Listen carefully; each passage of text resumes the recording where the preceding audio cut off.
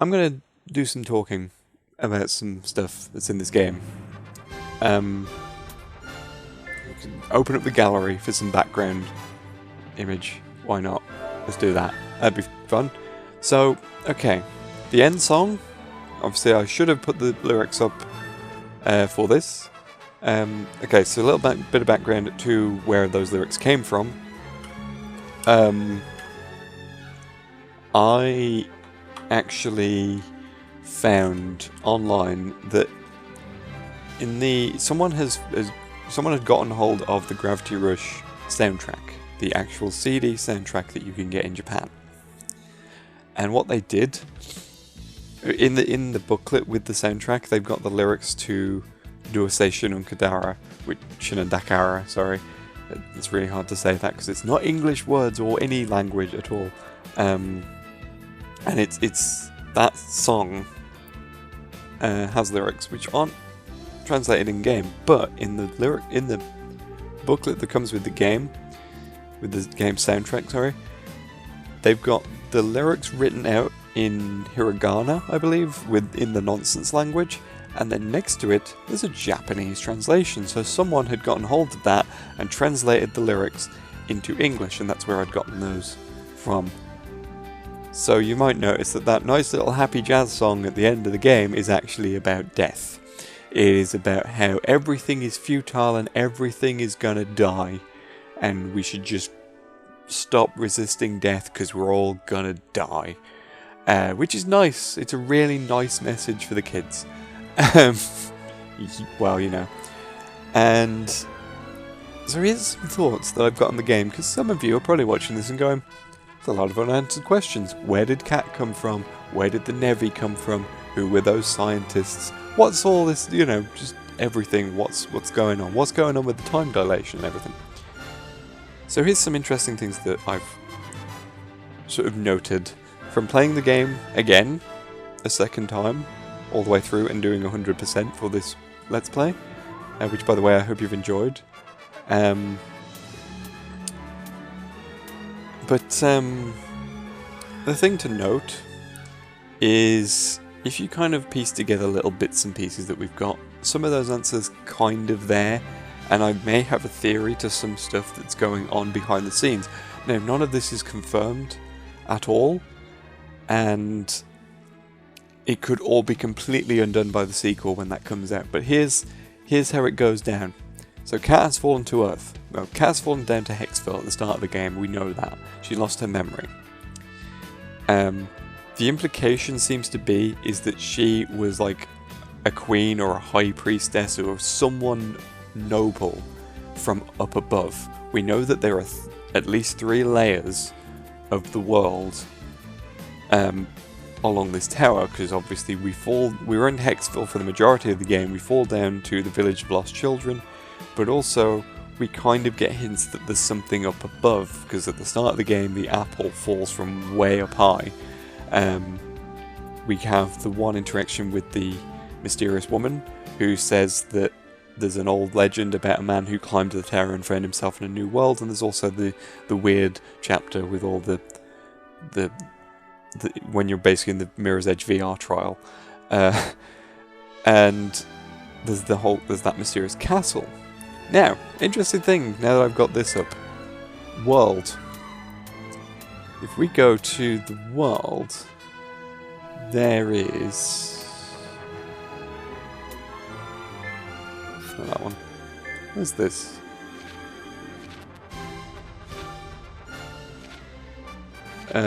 This isn't relevant. Okay, so we've got all that. If we go to other, so if we know about the Lost City. Now this is interesting because we've got Singlaw's house, which we never encounter. So I don't know what that's about. And a laboratory that we don't know anything about as well. So that's interesting. Although this is also interesting that these seem to be tied in with those islands. This is making things even more interesting. So I'm guessing that at some point, in development, they originally intended for us to go into his house and maybe get some more answers there. That's not relevant, that's not relevant. there was a thing that interested me when I flicked through before. Okay, so we got all the early concepts and stuff. Okay, so this is the palace, of course, that we saw in the one chapter. And Kat goes in there and she sees the person who is probably her. So we got all that. That's cool. Now, if we go around that, city in the sky. Right. This also, around the Tree of Wisdom, the palace is clearly there. So the palace is clearly up at the top with this city in the sky, which has a similar design to the palace, as you can see. See, it all works out. So that's a third layer that we can confirm. So, why does Kat not remember who she is? Now this, I think, we can attribute to the time dilation effect that happens between the layers. Now we know from going down, we went from the middle layer down into the very bottom layer. Kat spends a couple of days in that lower area. She comes back, a year has passed in Hexville. There is a massive time difference going on there.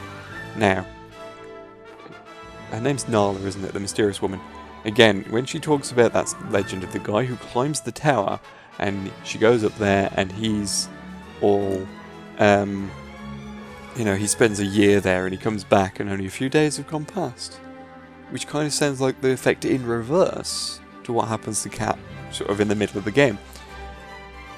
Okay. So we know that there's a time dilation effect going on between the three layers. Something that's interesting. Why does that time dilation effect happen? It seems really weird that happens. I came across something the other day. I say other day as in, when this goes up, it'll be weeks ago that I found this. But prior to recording this, a few days ago, I was reading some comments, and normally you don't normally get good stuff in comments, but I came across this little fact that, remember when we went down? I wonder if it's in the concept art. So we got Botome, I believe is the best thing to call it. So you got the village underneath, which is all good. So look down there. We know about this Black Sea that's right at the bottom. You'll notice that the bottom seems to be pulling that scenery into the Black Sea. Well, one fact that I read is that the Black Sea might not actually be a sea, it might be a black hole. Yes, what we are looking at here is the possibility that the entire world is sitting on top of a black hole. Now, where does the time dilation effect come into this? Well, apparently, I don't really know the full mechanics of this, so don't ask me any further than this. This is just what I've read.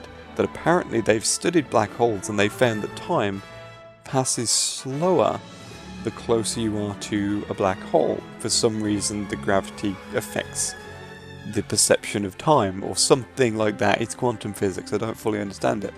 But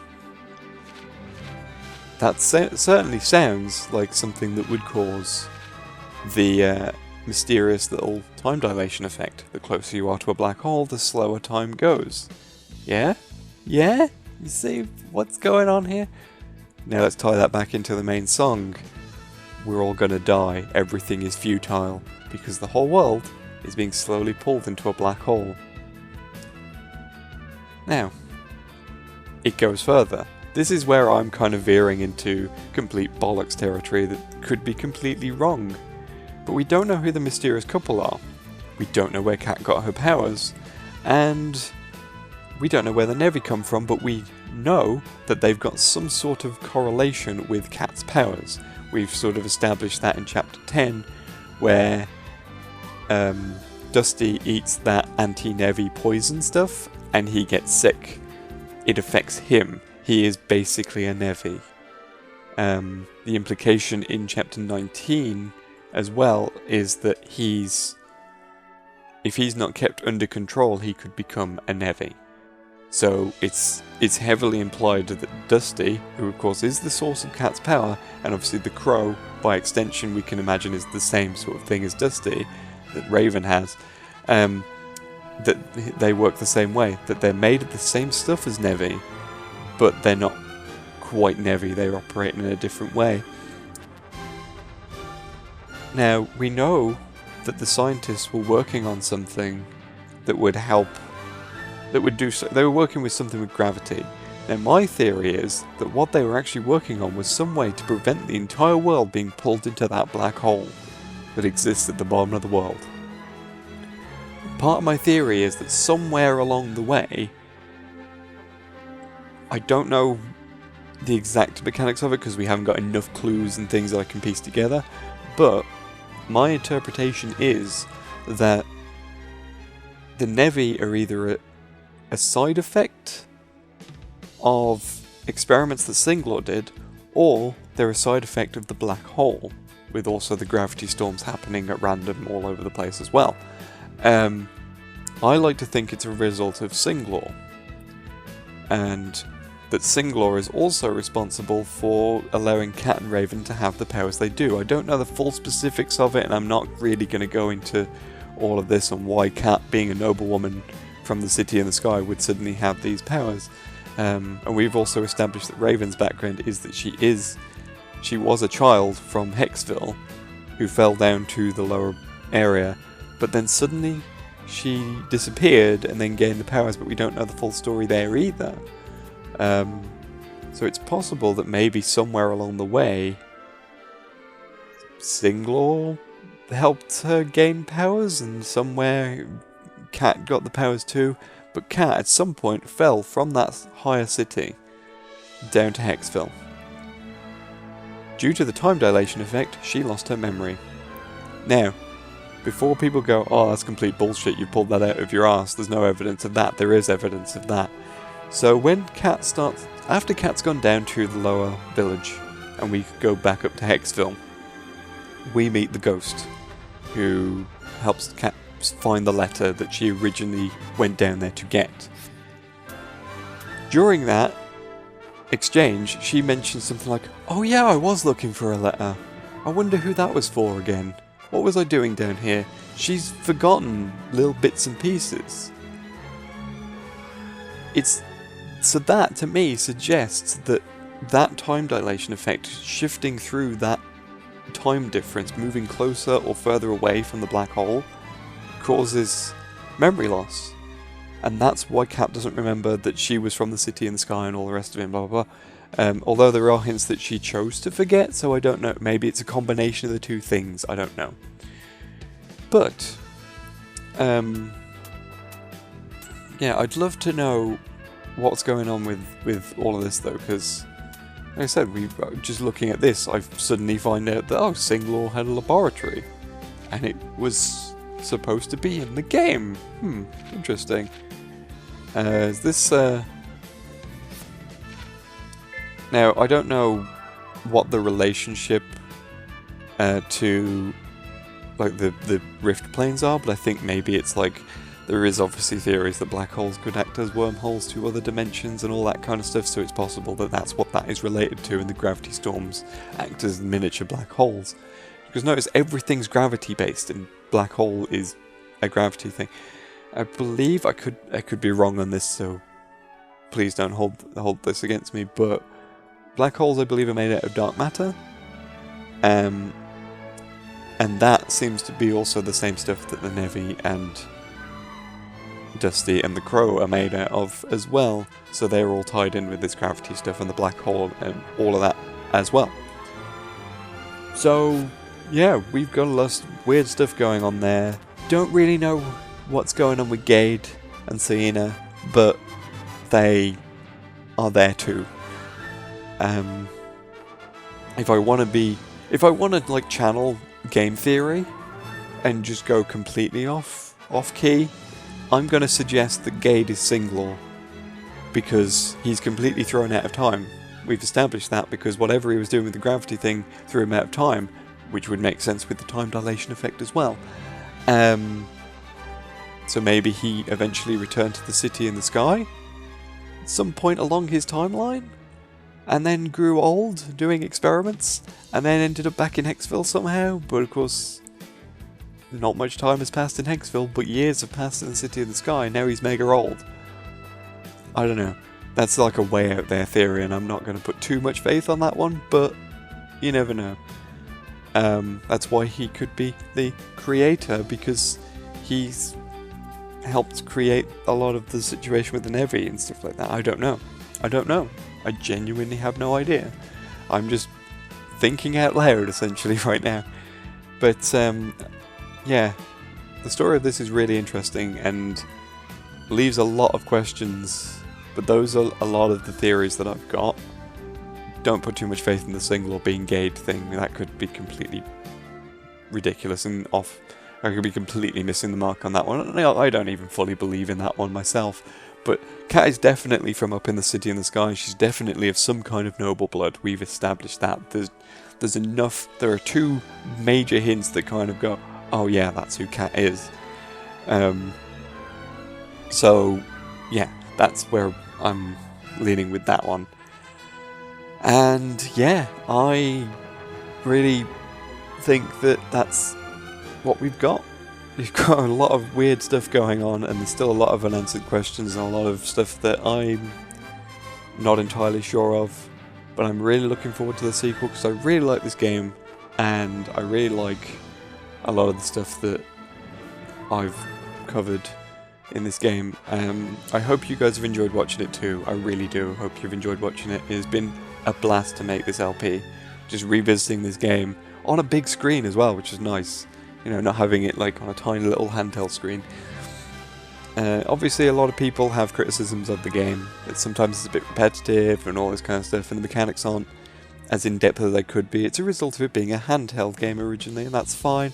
I accept a lot of that, but the story, the world, it's all really good. And the story, initially I was a bit disappointed by it, but playing it again has given me a bit more of an appreciation for it, and I'm just kind of going, ooh, there's a lot of things in there, a lot of layers that could work and fit together and create some theories about things, which kind of makes sense when you think about who the director of the game is and what he worked on in the past. You know, we're talking, this is the guy who did the original Silent Hill, and Silent Hill is pretty much one of the few game series where people openly discuss theories about what the plot means. You know, it's one of the few game series when that happens frequently. So having Gravity Rush have the same thing certainly makes sense. So, yeah, that's really all I've got for you right now. So this is the end of the LP. I really hope that you have enjoyed this LP, and I'm going to leave you with one little final thing for those of you eagerly awaiting the remastered PlayStation All-Stars Cat video. We've got a little thing to show you that might interest you, that's hidden in this stuff. We've got save icons here, whatever. Is that, I think that's the icon on the, yeah, that's the icon on the Vita. It's in here somewhere. Hang on. I will find it. Okay, it's not in this folder. Alright. Characters? Cat, maybe? Okay, so we've got some nice little concept art going on here. Alright, here we go. So this, of course, those of you who are into PlayStation All-Stars stuff, that is obviously her model. You know, that is her render. This is where things get interesting. Now you'll probably recognise those. All three lines of this. All of those are her costumes and her alt colours that we've got in the game. And there's this one. Yeah. So I think I mentioned this before, they actually did consider putting these costumes in, and they've come up with the alt colours and everything. So there you go. That's something for you as well. There's some really interesting stuff in this concept art. Like finding the single stuff was interesting as well. But yeah, I'm really looking forward to the sequel. And again, I really hope you've enjoyed this LP, and I hope to see you around with whatever I've got coming to replace this. Maybe there'll be a preview at the end of this. I hope that you've sat through this ramble long enough to accept that. But yeah, thank you for watching, and if you really enjoyed this, I would appreciate it if you could go and support some of my other stuff that's going on this channel. Tomb Raider should be running alongside this by now. As I record this, I haven't started recording Tomb Raider, but by the time this goes up, it should be running simultaneously. And hope you are looking forward to what's coming next. If I've got any Ferrets Firsts going on, go watch those and let me know what you think of them. If you really like what you see on the channel as well, I would really, I've been saying this all throughout the LP, I would really appreciate some support on Patreon if you can afford it. And yeah, I want to thank you all for watching this. You've all been lovely, and you all seem to have enjoyed this so much, and that's good because I've enjoyed it too. So thank you for joining me on this journey, and I will see you around. Bye!